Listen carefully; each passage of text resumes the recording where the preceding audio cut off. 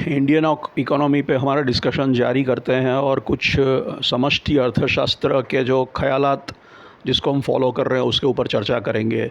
जो एक वजह है जो हो रहा है उसके उसके पीछे अभी भी हमारे यहाँ ये थिंकिंग है, ख़ास करके वेस्टर्न कंट्रीज़ के, स्पेशली अमेरिकन थिंकिंग, जो पूंजीवादी बाज़ार पे ज़ोर देने वाला, खानगी निजी सेक्टर पे ज़ोर देने वाला,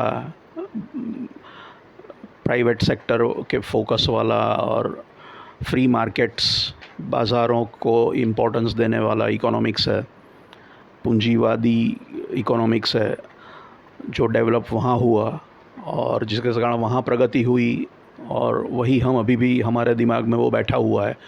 एक तो वजह यह है कि सोवियत यूनियन जहाँ पे उल्टी थिंकिंग थी वो सक्सेसफुल नहीं हुआ, और हमने भी 90s में इस टाइप की थिंकिंग, जो अमेरिकन स्टाइल थिंकिंग है इकोनॉमिक, उसका फल देखा।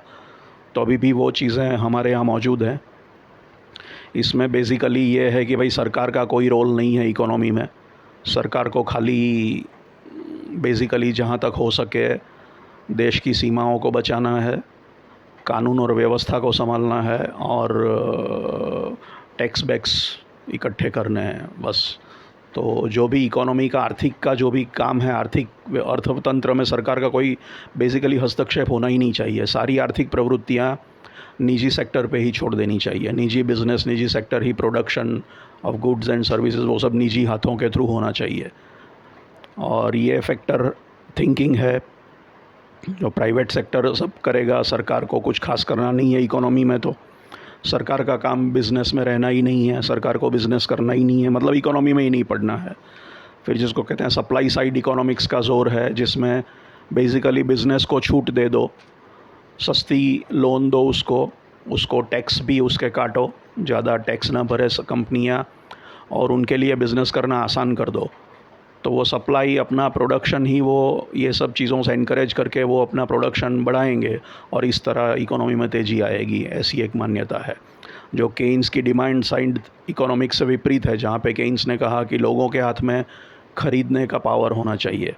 अगर लोगों के पास, आम जनता के पास ख़रीदने की शक्ति है, परचेजिंग पावर है, तो डिमांड पैदा होगी इकोनॉमी में, तब जाके प्रोडक्शन ऑफ गुड्स और सर्विसेज बढ़ेगा, क्योंकि तभी लोग बढ़ेगा, क्योंकि लोग डिमांड करेंगे, तो जाके इकोनॉमी की ग्रोथ होगी। क्योंकि लोगों के पास पैसा है, लोग खर्च करना चाहेंगे, इसलिए आप उत्पादन बढ़ाओगे और ऑटोमेटिकली जीडीपी ग्रोथ बढ़ेगी।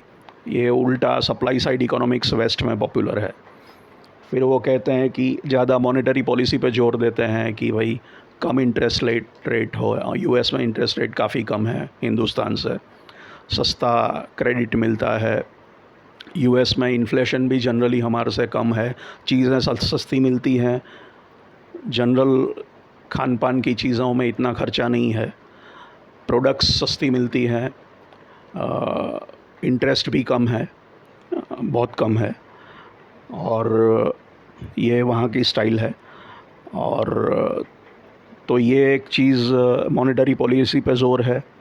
फिर ट्रिकल डाउन इकोनॉमिक्स बोला गया कि भाई आप ज़्यादा फोकस करो सुखी लोगों के ऊपर, मज़बूत कंपनियां, मज़बूत लोग, अपर सोसाइटी लेवल की सोसाइटी पे फोकस करोगे, उस लेवल के इकोनॉमिस्ट, इंडस्ट्रियलिस्ट, एंटरप्रेन्योर्स, बिजनेसेस पे फोकस करोगे, वो मज़बूत होंगे, वो कमाएंगे, वो प्रगति करेंगे, तो ऑटोमेटिकली थोड़ा नीचे बहेगा प्रवाह, और तो नीचे वाले भी का भी विकास होगा, क्योंकि ऊपर से संपत्ति नीचे की और थोड़ी परकोलेट होगी, थोड़ा लीकेज होगा, ट्रिकल डाउन कहते हैं उसको। तो हम भी यही मान के चलते हैं। दूसरा, हमने एफडीआई पे काफ़ी ज़ोर लगाया है कि हम कैसे फ़ॉरेन का डायरेक्ट इन्वेस्टमेंट पा सके, फ़ॉरेन की कंपनियों का, फ़ॉरेनर्स का, कि वो आके हमारे देश में निवेश करे, पूंजी निवेश करे, इंडस्ट्री चलाए, ये करे, तो हमारी आर्थिक ग्रोथ हो। तो ये थिंकिंग भी हमारे यहाँ है। फिर हम मैन्युफैक्चरिंग पे ज़्यादा ज़ोर देते हैं, उत्पादन बढ़ाने पे। सर्विसेज और मैन्युफैक्चरिंग दो अलग चीज़ें हैं, प्रोडक्ट और सर्विस। तो हमने अभी भी मैन्युफैक्चरिंग पे ज़ोर रखा है, सर्विसेज पे इतना ज़ोर नहीं दिया है, एफडीआई पे ज़ोर दिया है। हम जब भी खर्चा भी करते हैं तो ज़्यादा एक टिपिकल कैपिटल पे खर्चा होता है, रेवेन्यू खर्चा कम होता है। मतलब एसेट क्रिएशन, इंफ्रास्ट्रक्चर डेवलपमेंट, हमेशा इंफ्रास्ट्रक्चर की बातें होती है और बातें कम होती है जब सरकार खर्चा करती है तब भी।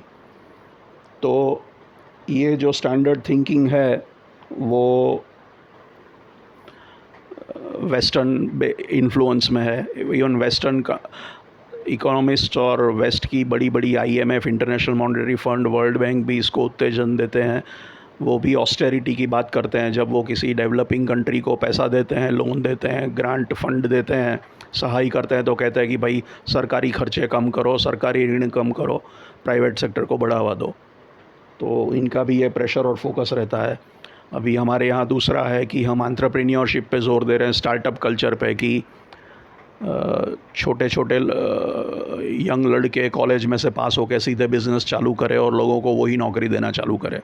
जिनके पास प्रैक्टिकली ज़ीरो एक्सपीरियंस है वो कॉलेज की डिग्री लेके कोई नई कंपनी चालू करे और उनके थ्रू एम्प्लॉयमेंट जनरेशन हो। तो ये भी हमारे यहाँ एक थिंकिंग ज़ोर पकड़ रही है।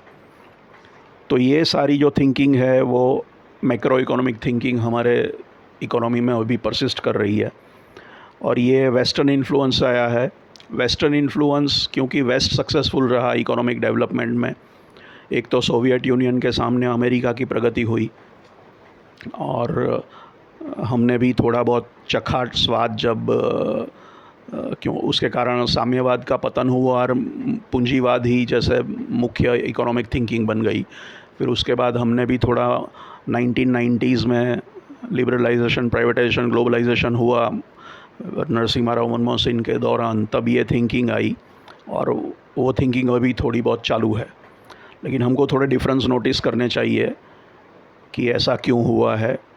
रशिया, चाइना वगैरह में क्रांति हुई, आर्थिक क्रांति भी हुई पॉलिटिकल क्रांति के साथ साथ, क्योंकि वहाँ पे मज़दूर, गरीब और किसान और उसके ऊपर बहुत निचली ख़राब स्थिति में थे और रूलिंग क्लासेस और एरिस्टोक्रेट और ज़मींदार और राजा, रशिया में ज़ार वगैरह का काफ़ी पकड़ था।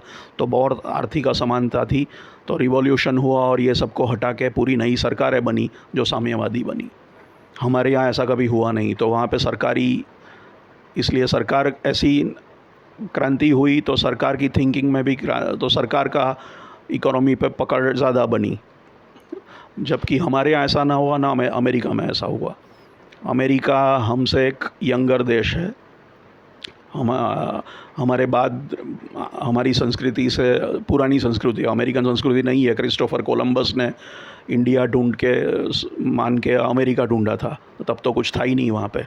तो अमेरिका एक नया देश है, बहुत बड़ा देश है भौगोलिक हिसाब से, और नए लोग बाहर से आए, रिसोर्सेज भी अच्छे हैं, कुदरती प्राकृतिक संसाधन भी अच्छे हैं, और आबादी बहुत कम है। हमारे मुकाबले वेस्टर्न कंट्रीज़ में आबादी बहुत कम है। एक तो ये फैक्टर है।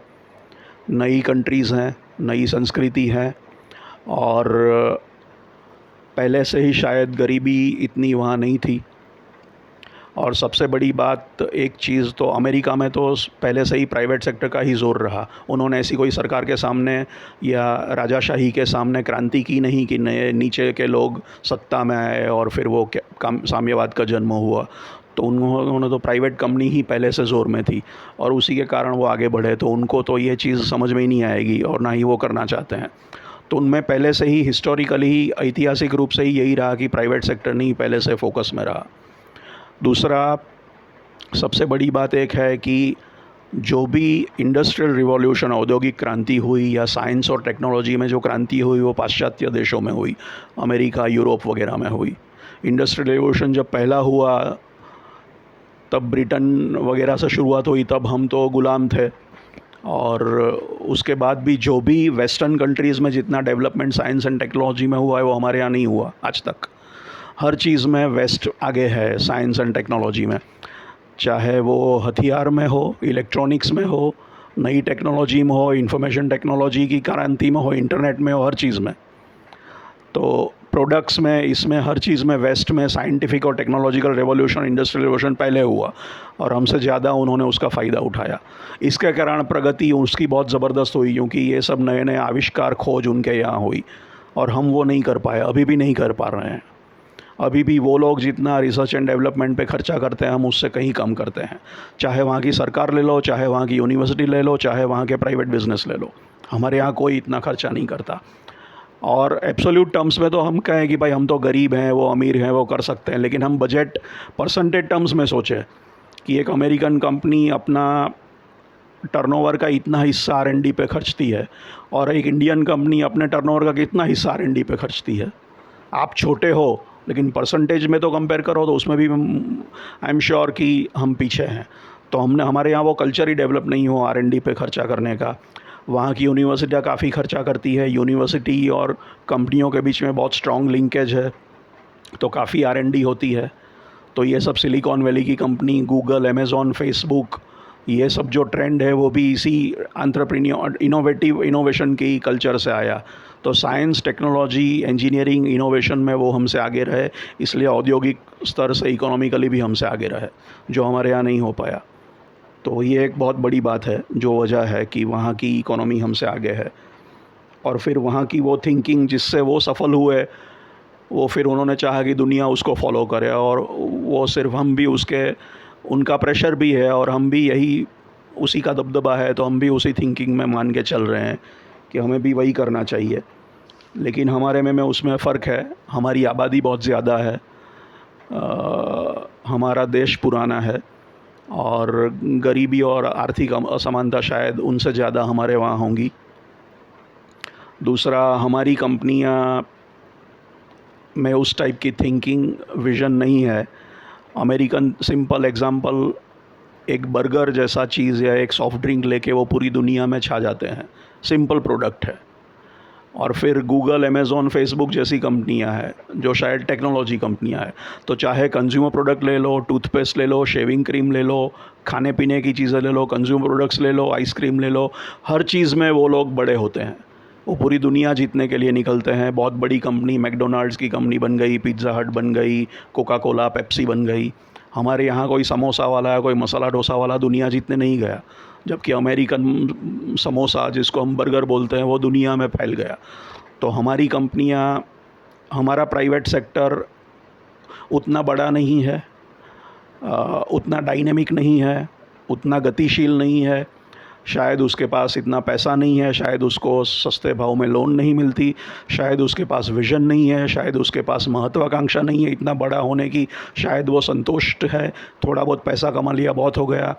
ज़्यादा बड़ा कर रहे हैं, कैसे बड़ा करें वो समझ में नहीं आता, कर नहीं पाते, फैमिली पे डिपेंडेंट रहते हैं, प्रोफेशनल मैनेजमेंट लाते नहीं, तो इतने 2-3 भाई होके कैसा संभालेंगे बड़ा धंधा। तो दुनिया जीतने को, दुनिया में फैलने की जो लोकल मार्केट पे फोकस रखते हैं, दुनिया में बड़ी बड़ी ब्रांच खोल के पूरी दुनिया में फैल जाएं, मसाला डोसा बेचे या कुछ भी बेचे, ऐसी थिंकिंग, ऐसी एम्बिशन, ऐसी कैपेबिलिटी का अभाव है। और ना ही वो आर&डी या डेवलपमेंट पे इतना खर्चा करते हैं। तो हमारे एंटरप्रेन्योर जो हैं, हमारे यहाँ भी अच्छी बड़ी कंपनियाँ हैं, लेकिन ज़्यादातर जो बिज़नेसमैन हैं छोटे स्केल के हैं, उनकी सोच छोटी है, वो इतने प्रोग्रेसिव नहीं है, वो उतने डायनेमिक नहीं है, वो उतना बड़ा चेंज नहीं कर सकते, ना उतनी महत्वाकांक्षा रखते हैं। तो अमेरिकन प्राइवेट सेक्टर और इंडियन प्राइवेट सेक्टर में फ़र्क है, तात्विक फ़र्क है, कैरेक्टरिस्टिक फ़र्क है कुछ।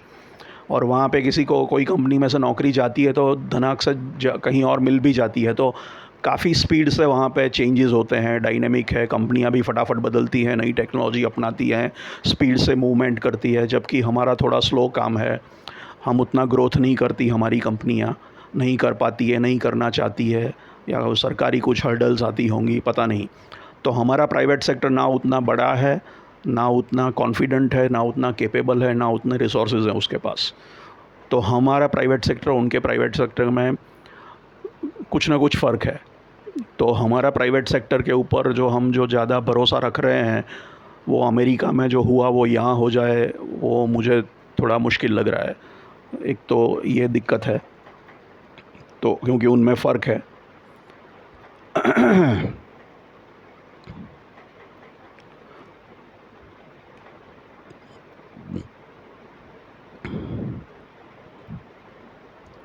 हमारे यहाँ अभी भी इंफ्रास्ट्रक्चर डेवलपमेंट पे ज़ोर दिया जाता है और मैन्युफैक्चरिंग पे ज़ोर दिया जाता है। सरकार खर्चा करती है तभी कैपिटल प्रोजेक्ट्स बनाने में सोचती है, रेवेन्यू खर्चा नहीं।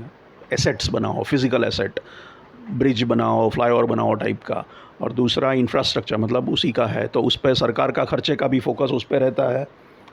और हम मैन्युफैक्चरिंग पे ज़्यादा बिलीव करते हैं, सर्विसेज में नहीं करते। ये भी एक मेजर इशू है जिसकी हम आगे बात करेंगे। और एंटरप्रेन्योरशिप पे अभी ज़ोर दे रहे हैं कि यंग लड़के कॉलेज से पास होकर डिग्री लेके अपना धंधा चालू करे और वो औरों को एम्प्लॉय करे। उन्होंने एक्सपीरियंस भी अभी तो नहीं लिया है फिर भी। तो ये supply side economics, private sector पे ज़ोर देना, सरकार को बिज़नेस करना नहीं है, सब प्राइवेट सेक्टर संभाल लेगा। Minimum governance and maximum government करना है हमको, गवर्नमेंट का बिज़नेस में रहना नहीं है, ट्रिकल डाउन इकोनॉमिक्स हो जाएगी। तो ये सारी जो थिंकिंग है ये वेस्ट से आई है और आने की वजह हमने बताई, लेकिन वेस्ट में वो सक्सेसफुल रही उसकी भी वजह है। और हमारे यहाँ उसकी उसके सक्सेसफुल होने के चांसेस उतने ज़्यादा मुझे नहीं दिख रहे हैं। और उसके बारे में डिफरेंसेस तो हमने कुछ बताया है कि वहाँ का प्राइवेट सेक्टर यहाँ का प्राइवेट सेक्टर में बहुत बड़ा फ़र्क है। एक तो ये आबादी वहाँ कम है, हमारे यहाँ आबादी ज़्यादा है, वहाँ पे चीज़ें सस्ती मिलती है, इंटरेस्ट रेट्स भी कम है, प्रोडक्ट सस्ती है, लेबर महंगी है, यहाँ पे लेबर सस्ती है। आबादी बहुत ज़्यादा है, पहले से गरीबी और असमानता ज़्यादा है।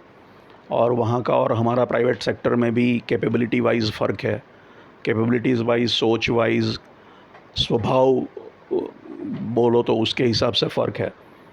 तो वो मॉडल जिसने वेस्ट को जो आगे ले गया, अमेरिका जैसे देशों को, फिर साइंस और टेक्नोलॉजी में उनका जो पहले से आगे रहे, R&D में, इनोवेशन में आगे रहे, चाहे कंज्यूमर प्रोडक्ट्स हो चाहे टेक्नोलॉजी प्रोडक्ट्स हो।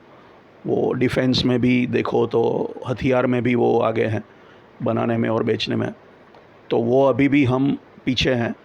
और इनके थिंकिंग, ये मैक्रो इकोनॉमिक थिंकिंग, ये समष्टि अर्थशास्त्र की थिंकिंग हमें एक हद से आगे नहीं ले जाएगी, ऐसा मेरा मानना है।